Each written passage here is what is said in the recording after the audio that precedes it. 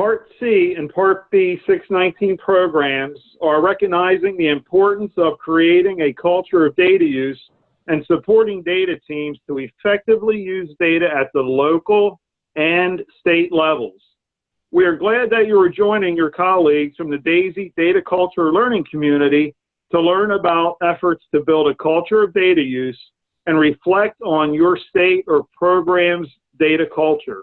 Resources, including the DaSy Data Culture Toolkit, will be discussed. And we're going to turn it over for introductions, and we'll start with Brenda. Hello, everybody. This is Brenda Sharp. I'm the Part C coordinator from Louisiana. And Lisa. Hi, this is Lisa Backer from warm and wonderful Minnesota, and I have the pleasure of supervising the CN 619 systems here at the Minnesota Department of Education. And I'm Heidi Bernstein with the DaSy Center at West. Great. Great. And thank you, Brenda, Lisa, and Heidi.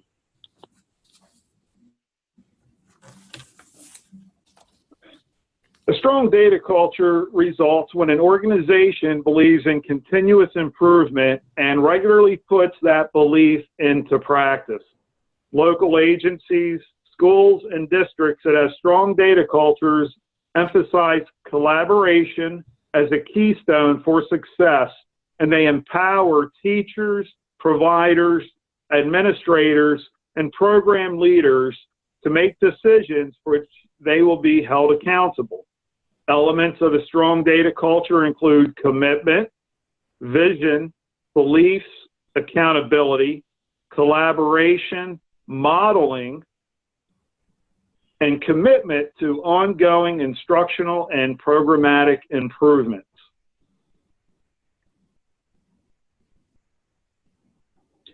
Culture does not change because we desire to change it. Culture changes when the organization is transformed. The culture reflects the realities of people working together every day. Francis Hesselbein, who is one of the great leaders of our time.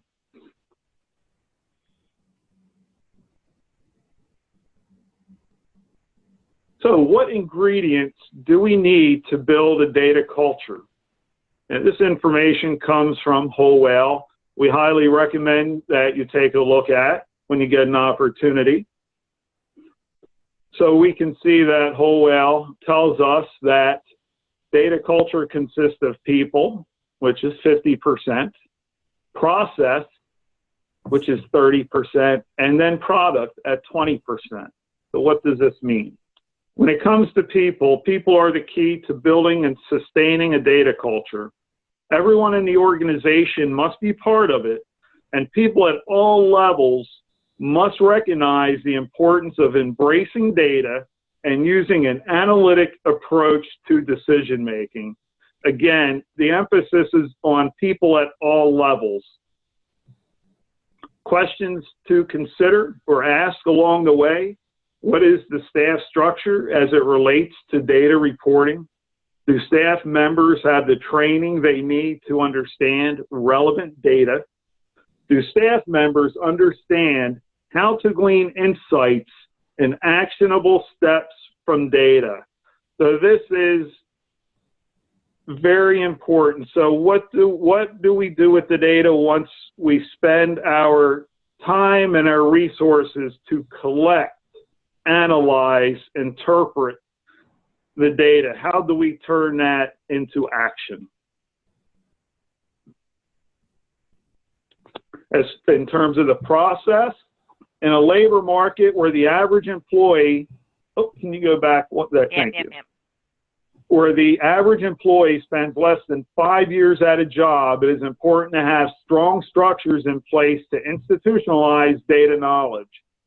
Data insights and findings from past years should be maintained for posterity to inform later employees, and maintaining records of prior decision-making also saves time when similar issues arise in the future. Documentation is key.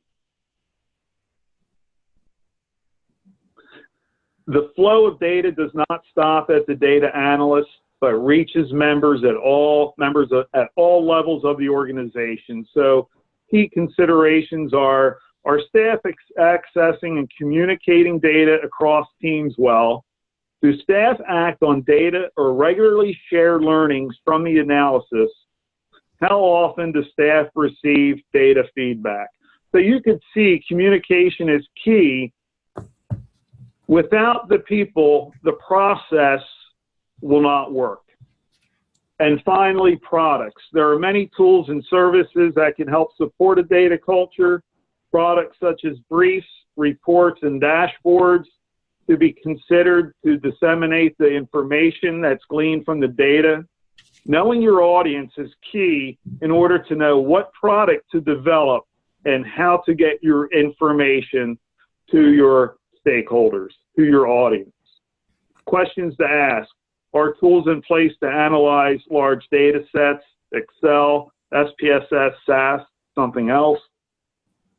Are consistent naming and storage conventions in place across databases? Are dashboards and metrics updated as automatically as possible? And is data stored in a way that reporting can be done across the organization? As we move along today's session, please keep these questions in mind. How do they relate to what is happening in your state and across your local programs or your local education agencies?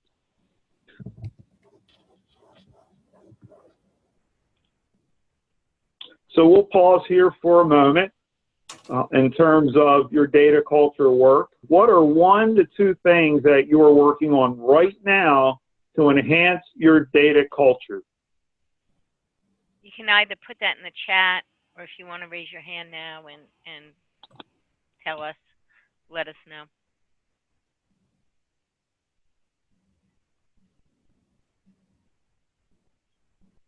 Are we seeing anything in the chat? Yes, from Nicole, she said we have a data users group in Connecticut. Great. From Jason, we have quarterly dashboard.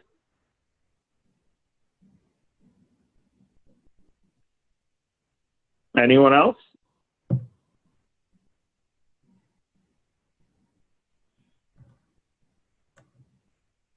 Those are good public vehicles for data culture.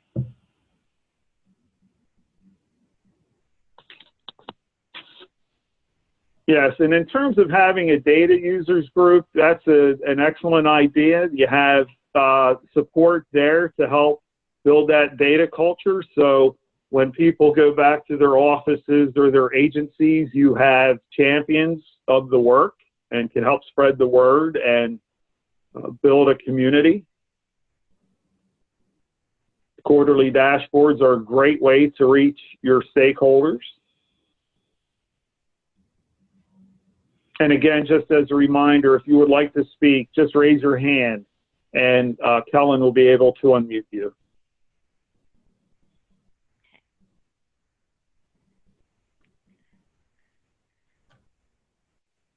So in a minute, we're going to go ahead and talk about.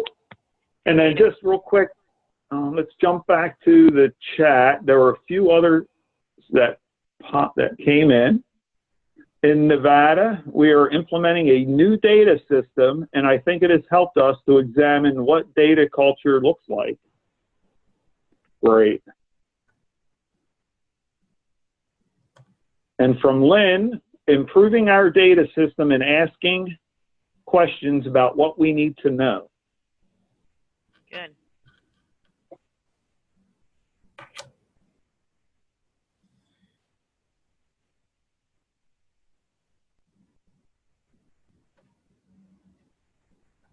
Okay, thank you. And here we have a poll. How familiar are you with the Data Culture Toolkit? So please take a moment and provide your answers.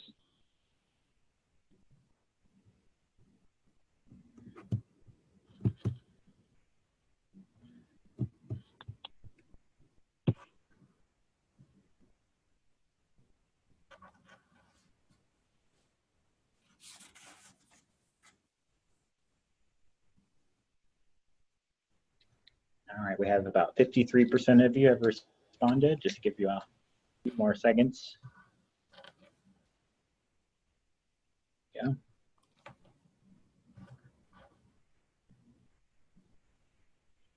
All right, last chance, and I'll share the results.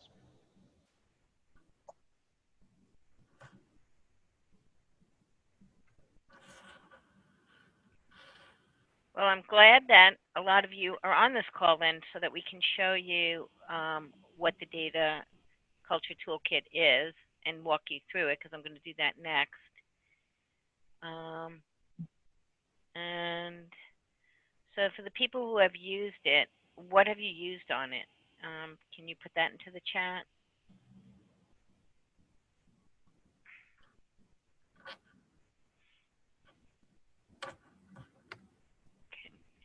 Okay, so we can close that, and I'm going to bring up the toolkit and walk us through it a little bit.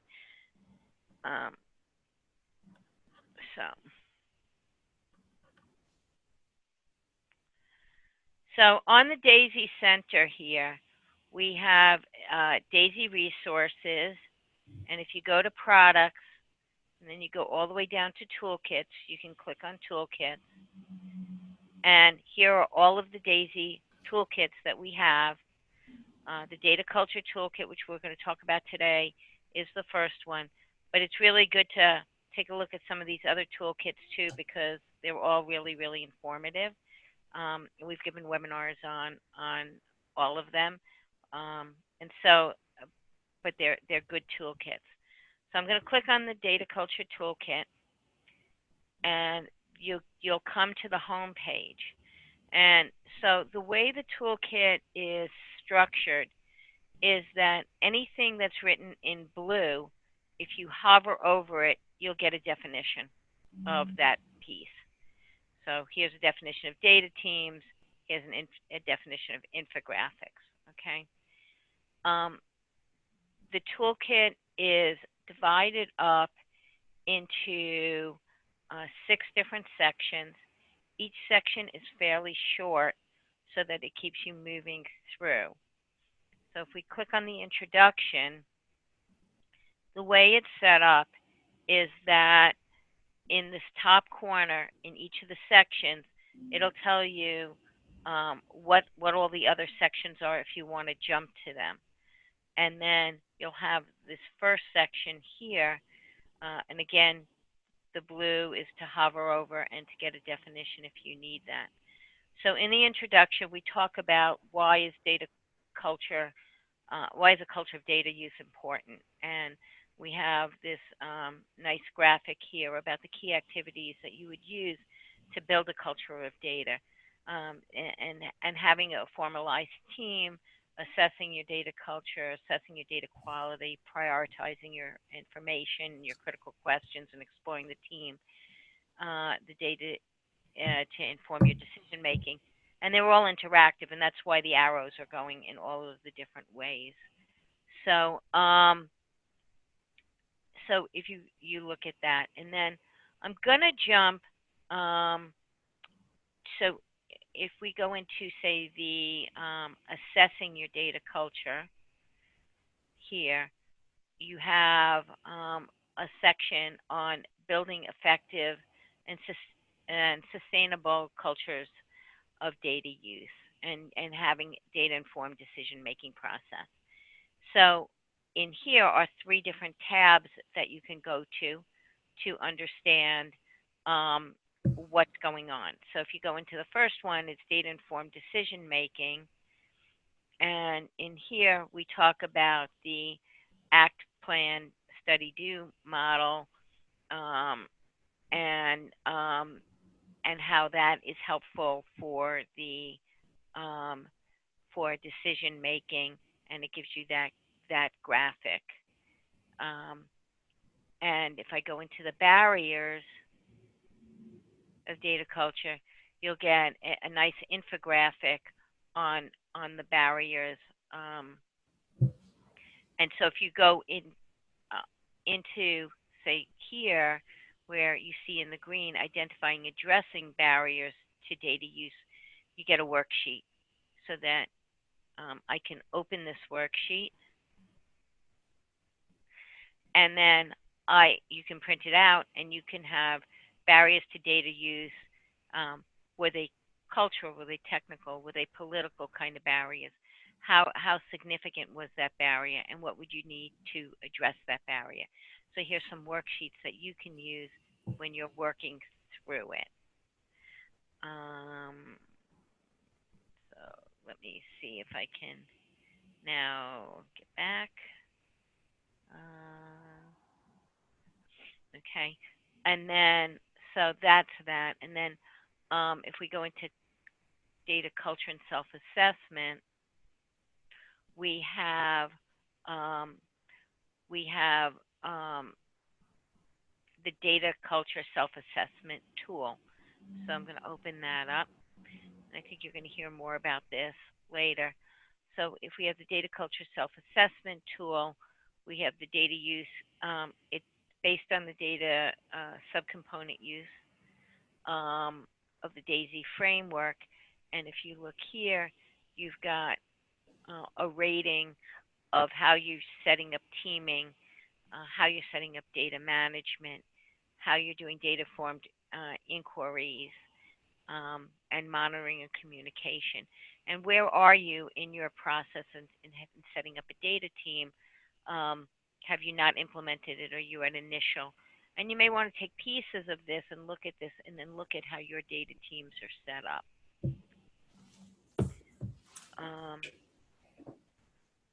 So escape back.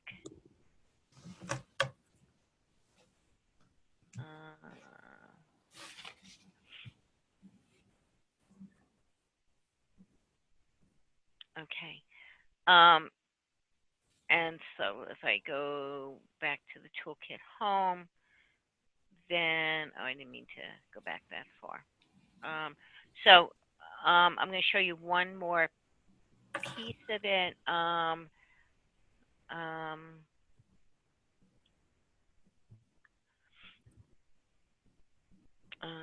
Brenda, which one were you using?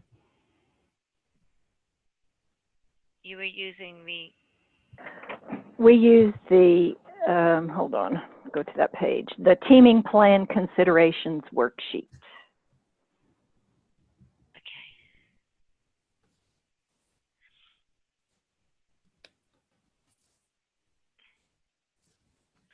Okay, so in the Teaming Plan Considerations Worksheet, you used and asked these basic questions to set it up. And there's here's the worksheet. We can open it up,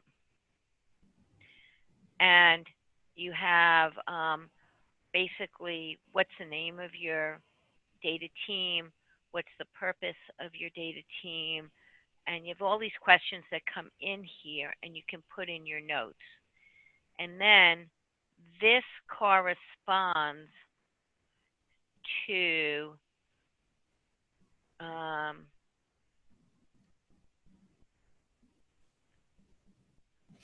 a little awkward here because I'm also on the Zoom. It goes to the teaming template as you ask these questions. Then if you wanted to come up with a goal, purpose, goals, and your teaming process and set up a document of what's going on, you can take those questions and then put it together into here so that you can set up a template of like, what's your purpose and what's your approach and what are your guidelines that you're doing, what's your goals and activities, what kind of data system, data collections do you have, and then what's your process for a team. So how long are you going to meet for? Who's your membership? What kind of coordination and facilitation do you have? And what's your frequency and your location of meetings? And then what's your communication progress? And what are you doing there? So there's all these useful tools in here, and it also allows you to bring out these templates and have these templates and use it and adapt them to your own way. So one more thing that I want to show you before I turn it over to to Brenda and Lisa, is this very last section. If you find it something in the toolkit that you like, but you can't remember where you saw it, if you go to this last section, all of the tools that we have here are listed, and you can click right from here into them. And like Tony mentioned, the whole whale that we like. So you can click on this and get into that blog and read more about the whole whale and get to that site. And then all of the resources, all of the self-assessment, the barriers worksheet, all of those things are in here, and they're all listed in the back. So that's an overview of the toolkit. I'm going to go back into presentation mode. Nope, that was not it. Okay. Okay, and I'm going to turn it over to Brenda. Were there any questions quickly on that, on the toolkit?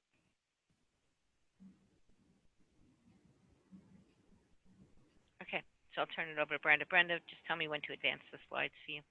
Okay, I will. Well, thank you everyone for giving me the opportunity to share the work we've been doing in Louisiana to build and support a data culture, and why this idea of data culture was appealing, and also why we took a teaming approach to building our data culture. This started back in phase 1 and 2 of the SSIP work, when we were doing our infrastructure analysis and data analysis. We were getting feedback through regional focus groups using a SWOT analysis: strengths, weaknesses, opportunities, and threats. Our structure in Louisiana is we have 9 regions and 9 regional coordinators who are responsible for the activities in their region. So each of those focus groups was taking place in one of their regions. And based on the results of the feedback that we were getting, and in order to address some of the needs in our SSIP, we asked our staff to develop, with the teams that participated in the SWOT analysis, some local improvement plans. And we felt like this was also a good experience with leading them, our staff that is, through an improvement activity at their level, where they would act as a team leader for that. So, for example, some of the things they identified that they wanted to work on in their local improvement plans was turnover in service coordinators, transition to our developmental disability service system, addressing provider shortages, etc. So they each developed a plan, and when we would have our monthly or calls or quarterly meetings, they were reporting on their improvements, but it was very process-oriented. So they would take their work plans and they would say what they had accomplished since the last report, but it wasn't very data-driven. They could say maybe, for example, the region that was working on provider shortages, well, we enrolled 5 physical therapists last month, or we had no turnover in service coordinators in our region for 6 months. But for example, going back to the provider shortages area, if we, as many states, have increased enrollment of children, and so if you have more children in a region and you enrolled 5 physical therapists, does that address the need? Have you really accomplished much? So we wanted to really be more mindful about how we were using our data. So you can go to the next slide, Heidi. So to provide a context for some of this work, we made 2 infrastructure improvements as part of our phase 3 year work, phase 3 year 1 work. We designated, we have provider shortages, as I mentioned, and that was one of the areas we wanted to improve. So the availability of service resources was a focus for our improvement. And also, we made changes in the measurement of our child outcome process. So we knew that in order to make sure that these things were resulting in change in the areas that we were focusing on, we developed some reports to look at these two change areas, and we asked our regional staff to review the reports and report the results at a staff meeting or at a phone call, etc. So for example, back to the service availability area, we reviewed our protocols for what teams are supposed to do when they identify that there's a shortage. We developed a module for training to make sure that the protocol was being followed. We provided the training. We developed a report to look at the data. And within about a quarter, we noticed that we weren't seeing improvement in the numbers. And so we knew that, and when we went back in and looked, we identified that the teams were immediately going back to what they were doing before, not what we had trained them to do. And so using good implementation fidelity, we knew we needed to address this in a more, in a way that where we could monitor the improvement. So we began looking at how are our teams making decisions, were they following the protocols that we had developed, and were they comfortable with reviewing the data, and what were they doing with the data, were they even looking at the data. So you can go on to the next slide.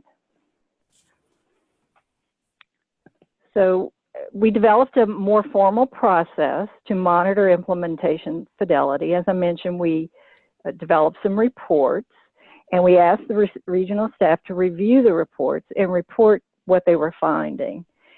I had a real aha moment at this point because I realized that some of our staff had very little ability to manipulate an Excel spreadsheet, for example.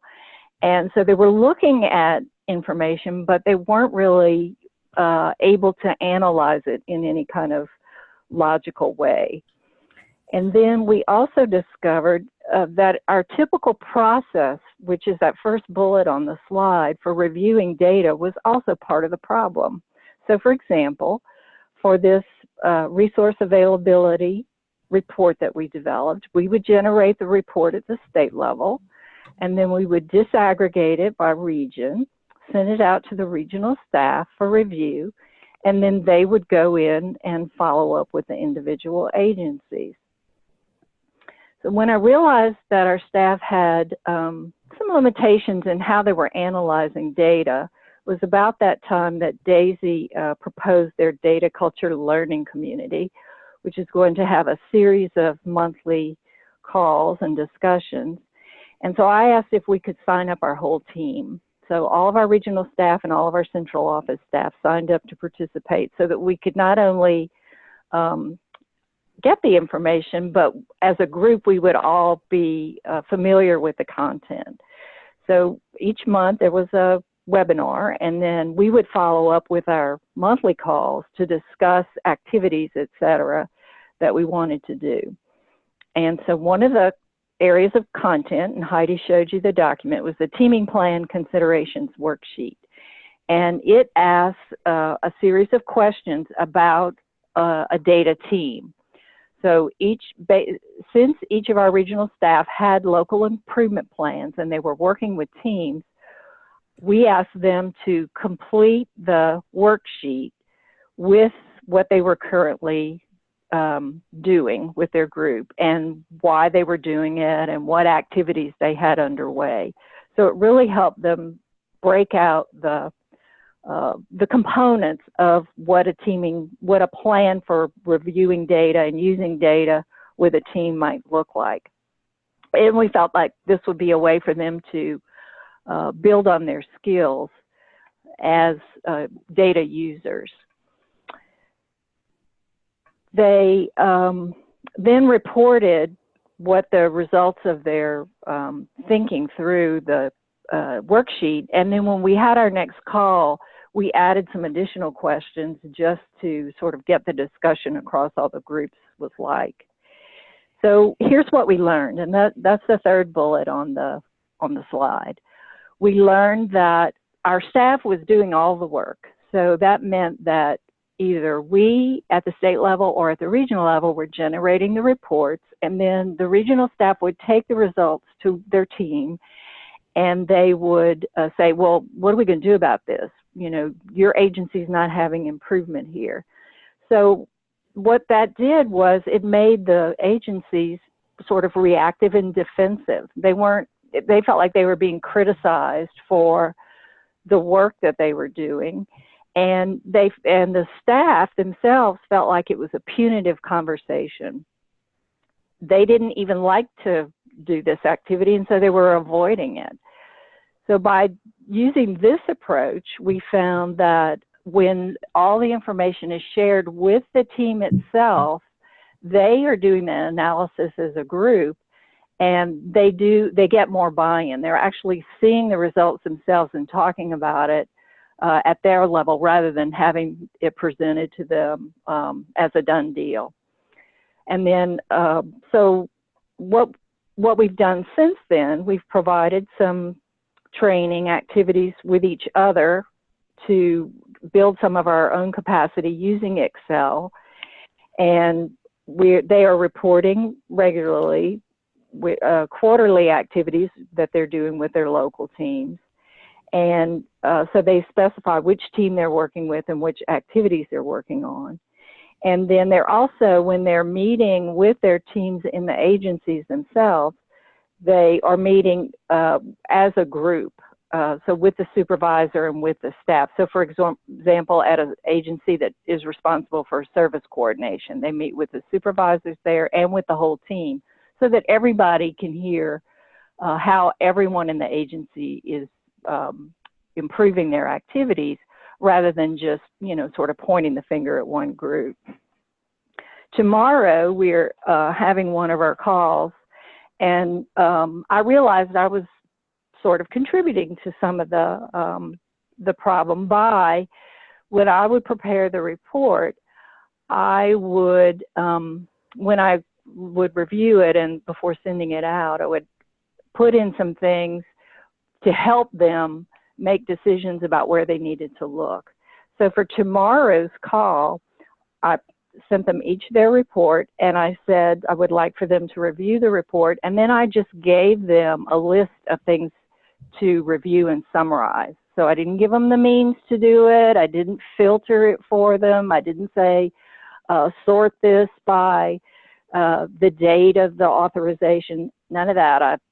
Based on the work that we've done in these past few months, I'm really hoping that they will have the skills they need to respond to a list of about 5 points that we would then like for them to come back and report on. So I'll give you an update in a few months and see if this approach is working. But I feel that as a result of this, that people are more engaged in looking at the data that they have and making decisions from it. Someone had made the comment about, at the beginning, about developing a new data system and knowing what questions to ask. And we had done that as well. And we added a built-in report as a result of some of the discussion. And even though the staff said they wanted this report, they weren't using it. So that's just to add an example of how just having information available doesn't make it meaningful to people until you have a process for building the culture of data use, essentially, is what that leads up to. So that's where we are. That's the work we've done and where we are at this point.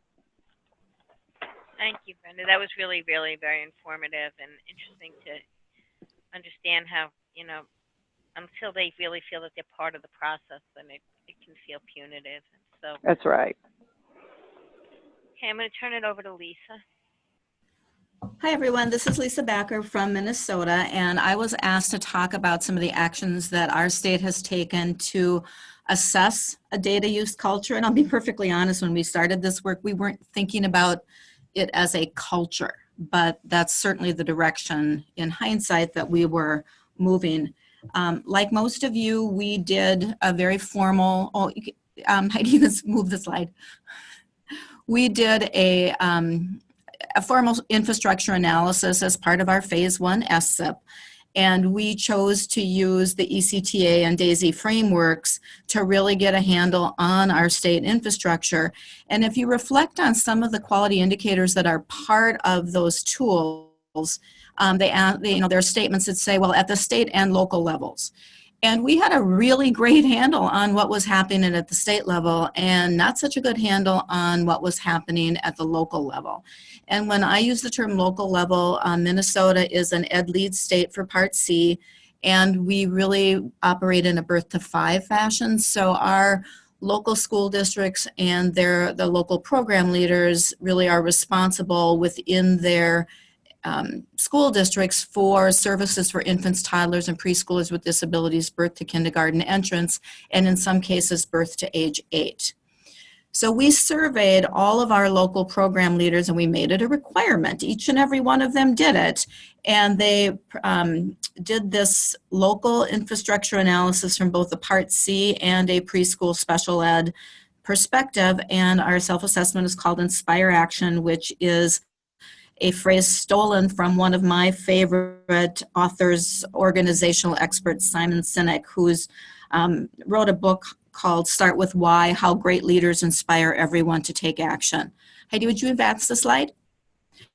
So our Inspire Action framework focuses on these core components of program quality. So it's identification, natural or least restrictive environment, services being coordinated, and so on. And you can see that the ON in action is ongoing data-driven improvement. And we split this core component of quality into 2 separate subcomponents. One focused on how do local programs collect and report data, and then how do local programs actually use data.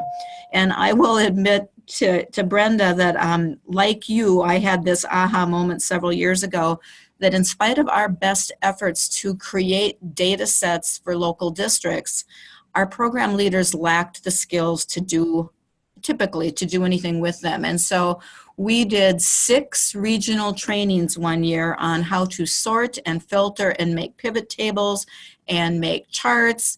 And when we got the results from Inspire Action back, we learned that we had pretty much not made a difference at all in their use of data. So Heidi, if you change the slide. So this slide shows for our Part C and 619 perspectives how our leaders and their local teams rated themselves on the components that were part of Inspire.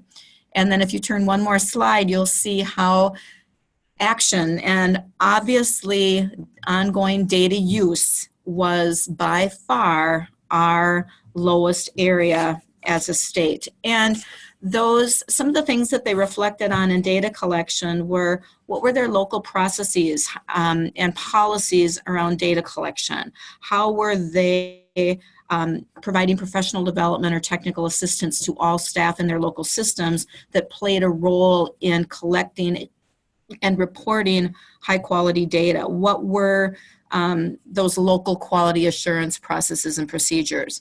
And then with data use, we focused on, do local programs actually have a stated vision and mission and measurable programmatic goals? Were they using a continuous improvement or plan, do, study, act cycle? Had they involved stakeholders in the data to provide multiple perspectives on what some of the actions coming out of that data analysis might be?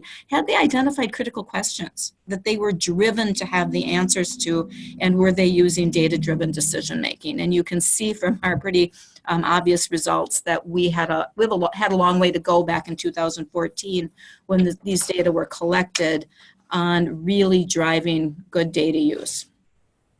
So so local programs leaders and staff were not choosing to use their discretionary time to conduct data analysis. And that was the glaring barrier that was identified, that there's the day you plan and there's the day you have.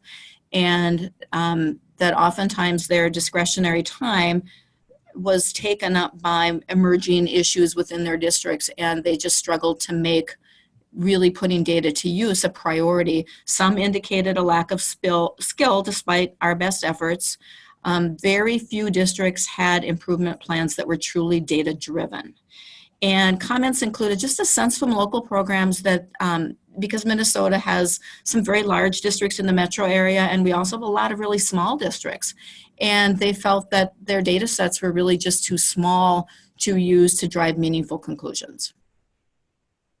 So if, Heidi, if you'd move it one more time. So here's some of our less formal data assessment strategies. We do a lot of face-to-face gatherings with our local program leaders and providers. And so we rely on those evaluations both to tell us how we did, but also to inform us in an ongoing way how they're doing and what else they feel they need in order to improve program effectiveness in all aspects, including data use. We started a regionally representative leadership team where elected leaders from each region of our state come together multiple times each year to help the state engage on challenging issues, including data use. And then we have a team of 10.0 professional development facilitators in our state who are each assigned a local program leader to partner with and be that guide on the side. And so our professional development facilitators have provided us a lot of anecdotal information about the challenges among their assigned program leaders in data use. So Heidi, if you'd move one more time. So here are some of the things that we've done based on what we learned. And these are things that are part of our SIP. We used to use the phrase evidence, inference, and action to help them engage with their data. And that was something that many of you may remember Kathy Hebler saying back in the day when we were starting with our outcomes use. And we changed evidence, inference, and action to look, think, and act. Look at your data, think about it and attach a meaning, and then act on that meaning. And so just simplifying the words has helped people engage with their data. At the state level, we really are investing in our data infrastructure. We've integrated many of our data sets, and we are pushing dashboards out to local programs using Tableau, using a secure external server so a district leader can log in, pull down a dashboard, and their integrated data is available to them so that they can look at their teams or their kids' outcomes, disaggregated instantly by race, ethnicity, or intensity of services provided, or a child's primary disability or instructional setting. And so we really have made those significant investments in partnership with our state regular early childhood programs to help all early childhood programs that are school-based in our state make better use of data. And then we really are working to make data a part of those connection points between state staff and local programs. So when we get together, when we have our monthly leadership calls, when our professional development facilitators are working with their local program leaders, data are always part of those discussions. So if you want to flip the slide one more time, that's it for me. So thank you, Lisa. That's really interesting. And I also agree that it's sometimes hard, and sometimes people are afraid to manipulate an Excel sheet because it's just they're afraid they're going to move around all the data or whatever. And so so it's it's just something, it's a learning curve on all of that. But I really like the way you simplified to look, think, and act also. I think that that's just very intuitive. Okay, so we're going to open it up a little bit more to discussion now. So based on what you've learned today, how might you use the data toolkit, and what kind of information that you've learned from Lisa and Brenda today that also might be useful? So either raise your hand, because we're not that large of a group at the moment, or write into the chat what your thoughts are at the moment.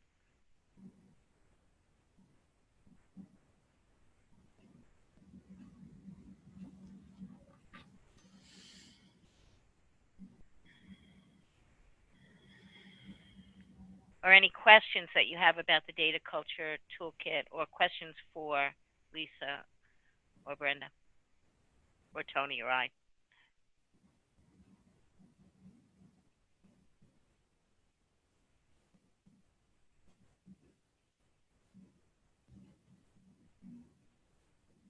Anything coming in? Here we go. This is from Melissa. We will be examining if we are doing our best or assuming that we are doing our best to collect and analyze the data. Good. From Donna, raise hand.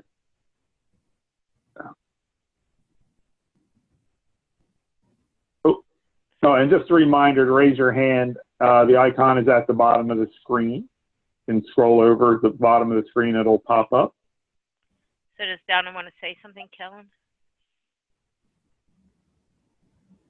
Oh, I will unmute her, but she was probably just reminding folks, but I unmuted her if she would like to. Nope. Nope.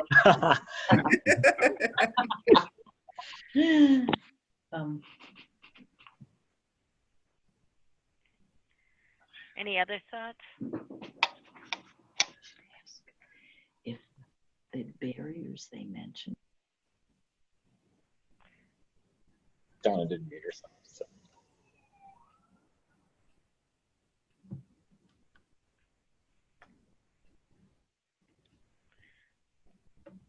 All right, so we're going to move here. So going forward, I think, Tony, this is yours, but... Oh, just one more. There is one more that is on the chat. This is from Melissa again. I think that for us, we have to look at this as a whole system issue rather than top down, which is really popular for us as an organization. And I do want to address that. I think that's a great point. I think in a way that's addressed in whole whale. And I know this is something that we talk about on our team as well, is that leadership can come from anywhere in terms of driving the culture of data. And it doesn't have to be from an administrator, but in fact can and should come from anybody to help lead that effort.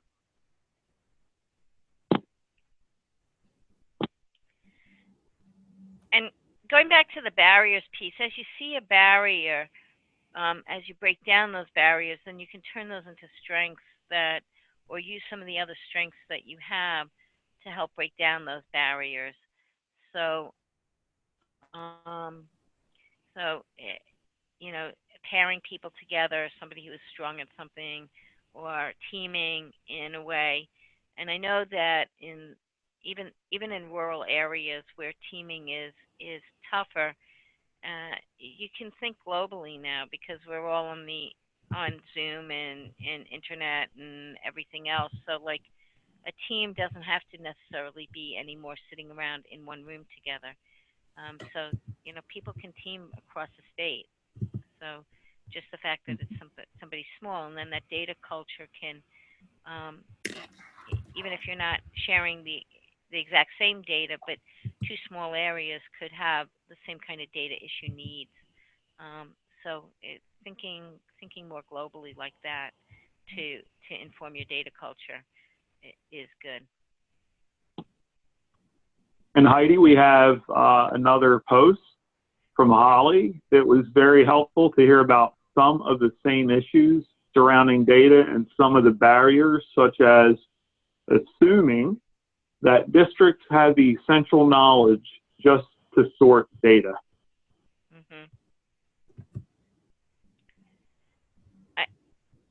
I was in another state and we spent 2 hours of a workshop just on how to open up Excel, how to set up a data file, and how to sort. I mean, it's not intuitive to some people.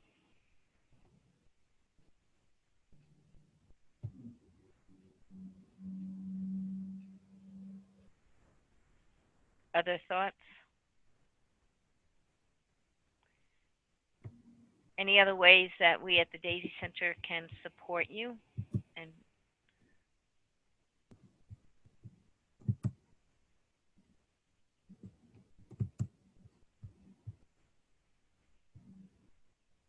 okay.